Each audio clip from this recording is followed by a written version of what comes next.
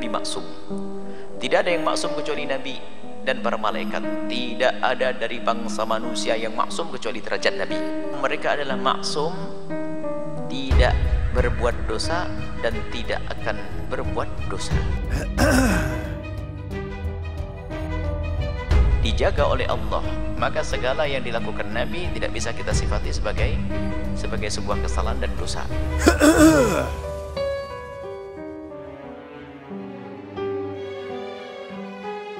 Bahkan Nabi kadang lupa, tapi ternyata lupa Nabi sengaja. Allah menjadikan Nabi lupa untuk diikuti di dalam hal tersebut.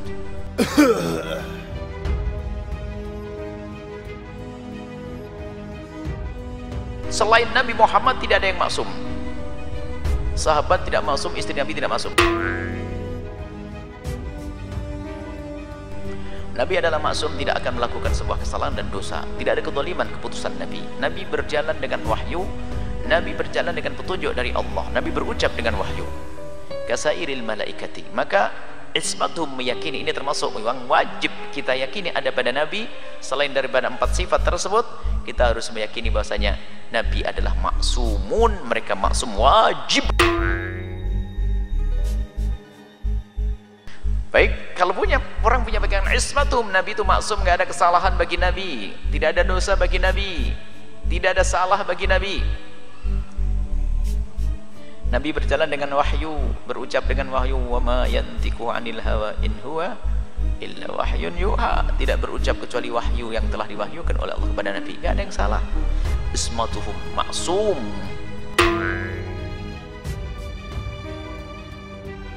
Ini kan keimanan. Kalau orang membangun keimanan di sini tuh gak akan pusing nanti tentang apa yang selama ini dihembuskan oleh musuh Allah. Musuh Allah itu menghembuskan fitnah-fitnah itu ya bagi orang yang imannya ini belum kuat ya.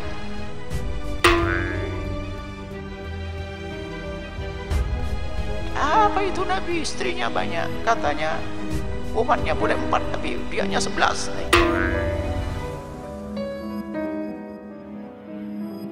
Oh, ente tidak ngerti kenapa Nabi begini-begini. Wah, ini ngerti, ini akidahnya belum baca Aqidatul Awam.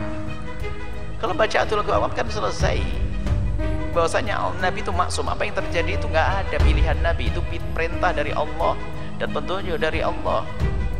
Nabi melakukan begini begitu wahyu dari Allah.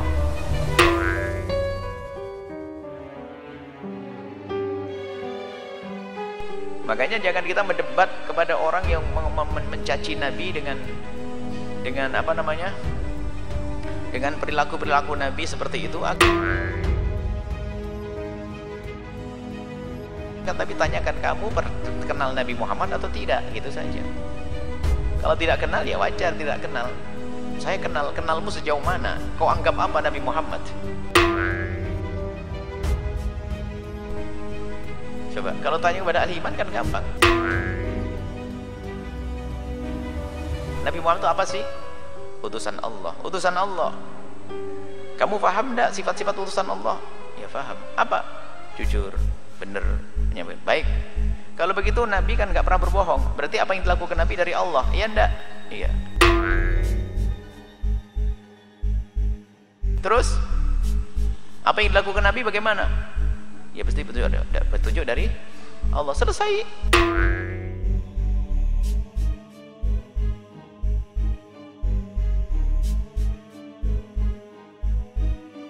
Tapi permasalahannya adalah mereka tidak mempercayai Nabi sebagai Nabi.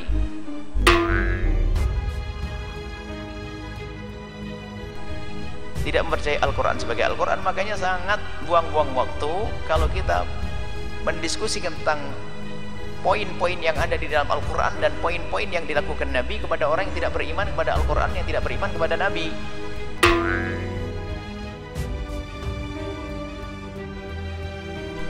Orang tidak percaya kepada Al-Quran kok jangan bahas tentang permasalahannya. Tanyakan to the point, kamu percaya kepada Al-Quran atau tidak?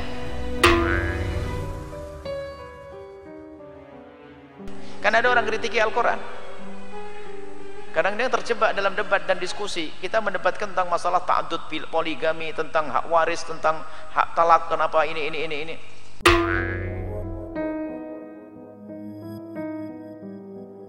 Ini disebutkan dalam Al-Quran, lidzakari mithlul hadzil unthayain. Wah, protes.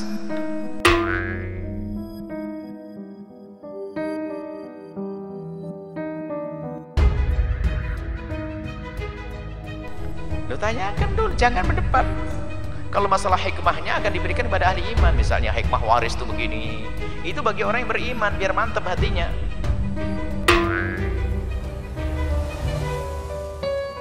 Tapi kepada orang di luar Islam yang nggak percaya pada Al-Quran percuma. Tanyakan dulu kenapa tidak percaya pada Al-Quran. Bukan wahyu dari Allah. Bagaimana kamu bisa membuktikan? Mau orang-orang bulagha aja, orang pakar bahasa saja kagum dengan Al-Quran.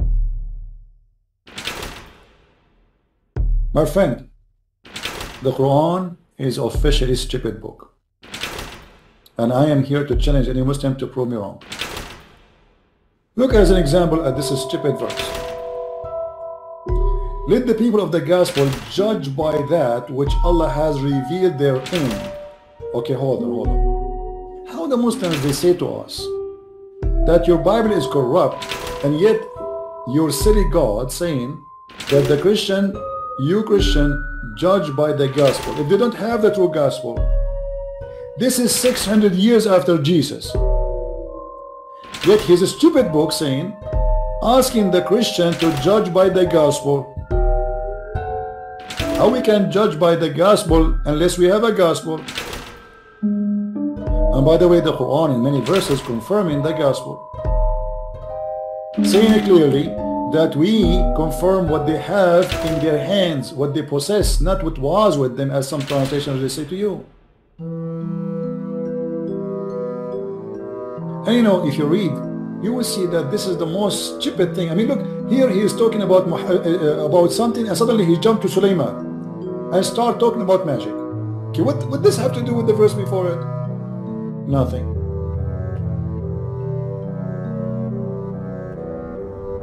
Right now, we are going to talk about something that probably many Muslims are going to be shocked when we mention.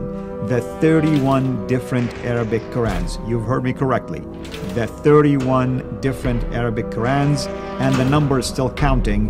The hope, I think, Dr. J, is to find the 37, basically. Now these are current day. These are modern day Qurans. That's right. They're all in Arabic. These are not translations. We're not talking right. about English translations or Urdu translations or French.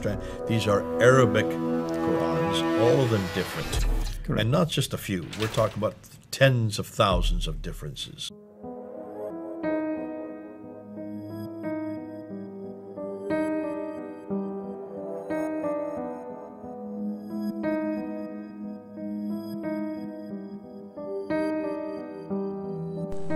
Dan iman itu unik. Makanya na'udzubillah yang punya prasangka buruk kepada Nabi. Sampai dikisahkan ada orang hafal Quran, dia punya hafalan Quran, murtad karena punya suudzon kepada Nabi. Maka suudzon itu paling bahaya, prasangka buruk kepada Nabi gara-gara baca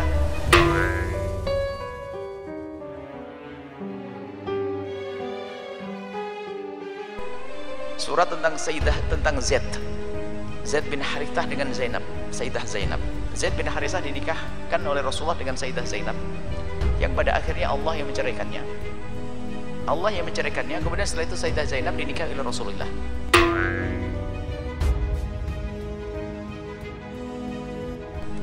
Wah, ini tiba-tiba langsung suudzon. Kok begitu ya Nabi? Punya suudzon karena kan referensi yang dibaca salah. Dia membaca buku-buku picisan yang menggambarkan Nabi itu jatuh cinta kepada Nabi itu gandrung, Nabi-Nabi ini, sampai Nabi punya rekayasa atas nama wahyu mencerai Zaid dengan Zainab, lalu dinikahi Zainab. Nah ini kan propaganda barat yang dia baca begini percaya. Makanya hati-hati dengan referensi kafir itu. Sehingga orang tersebut karena dia hafal Quran, subhanallah, dia mulai curiga dengan Nabi. Nabi kok begitu ya Syed? Spontan dia keluar dari iman.